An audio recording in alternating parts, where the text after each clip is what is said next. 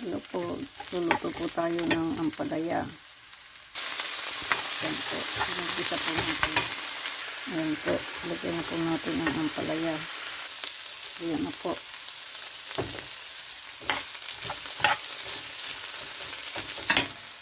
Ayan po, ilagay na po natin ang itlog.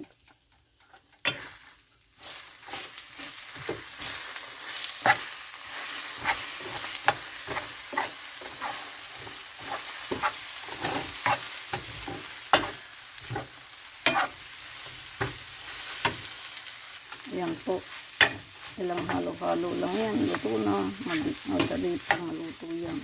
Basta po luto na yung itlog, luto na po. Masustansyang ulam po, marami pong benepisyo na kukuha sa ampalaya. Masarap po yan, maganda po sa ating kalusugan yan.